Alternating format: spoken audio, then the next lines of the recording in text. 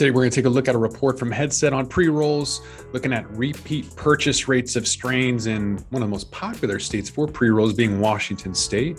I can't take all the credit, though. I hate pre-rolls. As a matter of fact, I think cylindrical joints are the way to go, but that's a different podcast. Literally, I have a whole bunch.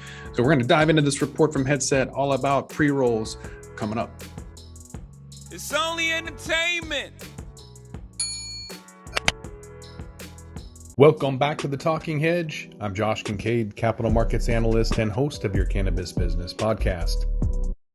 I'm really tired of pre-rolls. As a matter of fact, I think they clog. I think they're worthless and a waste of time. And I don't think I'm ever going to buy another pre-roll for the rest of my life. I'm going to stick to the hemp blunts and cylindrical joints. And if you want to give me a joint, I might smoke it, might not. But I'm really done with the whole cone shape. Having said that, they're incredibly popular in the West Coast. Places like Arizona is vape. We've done a vape report just a couple of weeks ago. Want to check that one out. So this is all about fire, convenience, and a fire stick pre-roll.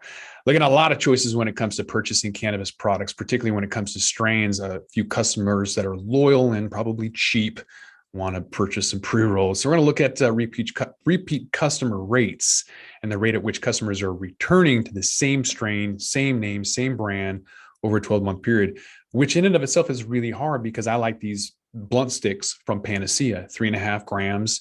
And unfortunately, they're not readily available because there's issues. They were out for an entire cycle, which is convenient. So that meant either they had to blast the spider mite issue they had, presumably, or maybe it was mold or whatever the issue was, they had an issue. And so trying to find this repeat thing is really, really frustrating. I don't know what I'm going to do about it. I've kind of been complaining in other podcasts about, I don't know what I'm going to do. But I'm tired of not being able to have consistency in my cannabis products, and it's an issue at this point. So, looking at the graph for pre-rolls, people who came back to purchase the same type of strain, including the sativa and indica and hybrid categories. For Washington State, one of the highest states for pre-rolls and one of the highest repeat purchase rates among these strain types in the pre-roll category was sativa, with customers repeatedly purchasing that at over 26%. That's a lot higher, actually, than indica by about the same amount. It's 27% higher than indica strains. Another weird fact is white women 50 and older are the number one buyers of pre-rolls. So they don't want to look like a crackhead with a pipe or a bong. They don't want any gadgets or gizmos or any kind of mechanics at all. They're not going to dab. They're not going to buy anything. They just want convenience. Grab and go, get rid of it. Don't have to deal with it. All they got to have is some matches or a lighter, and they are good to go. Blue Dream isn't on this list of popular strains. That's maybe a good thing. The industry is kind of growing and moving on, or it's maybe just becoming a fad. I think the original Blue Dream, not original, but the Blue Dream of like circa 2015 was really, really good. The terpene profiles on that were really good, and now it's all over the place. So I'm not really sure where we're going with strains, even with classifications on sativa hybrid or indica. It doesn't really give you an idea of what the product is going to do ultimately. They got to have a better idea, and people are working on it. There's all kinds of stuff and graphs and pictures and colors and things, but ultimately right now people are using strain. So looking at repeated strains in Washington, it's color coded. So green is sativa, yellow is a hybrid, and purple is indica. So looking at this particular graph, hybrids have the second highest repeat purchase among 3 strain types. However, 2 of the 3 most repeated purchase strains are both hybrids. That's chronic and SMC. Half of the top 10 strains were sativas, which makes sense since it's the highest repeat purchase rate. And conversely, there's only 1 indica strain, blueberry, that's in the top 10. I personally like the hybrid. I think some sativas like green crack make me way too edgy. I don't like the way it makes me feel. And then indicas, I just shut up. I can't talk. I'm out. It doesn't like make me couch locked. I just don't really, not everything wants to function. So a hybrid is a little bit more of the high that people prefer, versus sativa is kind of this active high. When I was in college, I thought that sativa was just crappy weed. And then indicas was what the thing that we wanted, because indicas is what got you wasted. Now it's different. The people are going and they want to be able to, like, I'm high on Steva right now, but that's because I've been doing it for a long time and because I don't smoke a lot. So to be able to converse and to interact and to be able to work all day is something I can do on a sativa versus an indica. Forget about it. Nighttime only.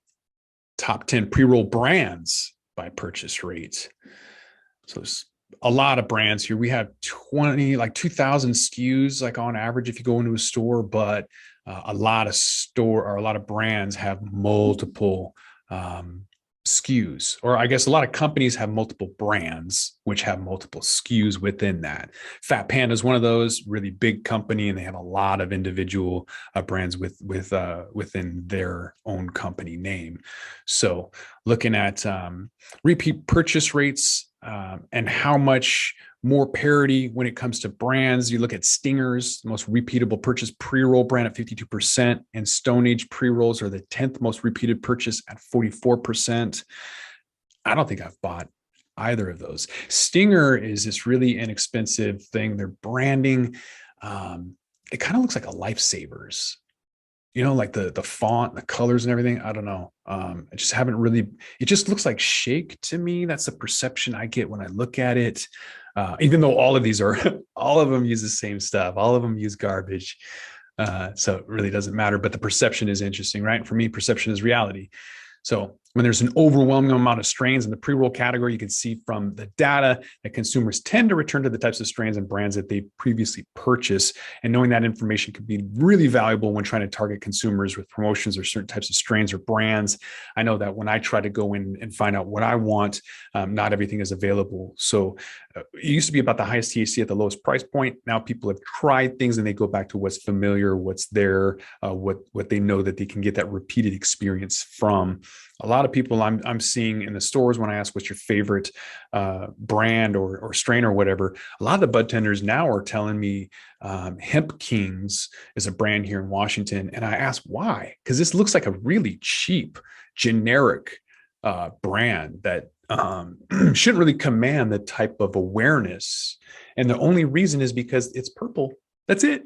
So the trichomes look really, really good. And the bud is really dark purple. They're putting something in it to make the nugs really tight. I forget what it is, something like D or whatever. But really tight nugs, really dark purple and really crystally. And that's what these bud tenders are going off of, strictly just what it looks like, which is a way that a lot of people purchase, right? Looking at a brand or anything else, it's going to get people to start to resonate with them. Resonation only really kind of becomes full-fledged when you're able to evoke emotions, and you can't really do that. You can't advertise, you can't talk about making claims. And so to really resonate with people is incredibly hard to do. But for any company that's been able to survive post-pandemic, probably going to be around for a while, but there's going to be a massive amount of consolidation wrapping all these companies up. I just bought 8 ounces on 420. One of the ounces had a ton of seeds. I'll do a completely separate podcast on that. One of the ounces had spider mites. When I ripped open the nug, there was a spider mite nest. They were all dead. It was gross. And then one of them has mold, one of them was smashed. Someone stepped on it and then the fertilizer was smashed in it. So there's perlite stuck in there. So if somebody were to actually smoke that, bad stuff. Anyways, a lot of garbage out there. Pre-roll is mostly all garbage. I'm never buying another pre-roll in my life. You can hold me to that. With that, we're going to roll this one up. I'm Josh Kincaid. This is The Talking Hedge. Don't forget to like, share, and subscribe, or don't, and I'm out. Don't forget to smash that like button on your way out and check out these other videos that we've got.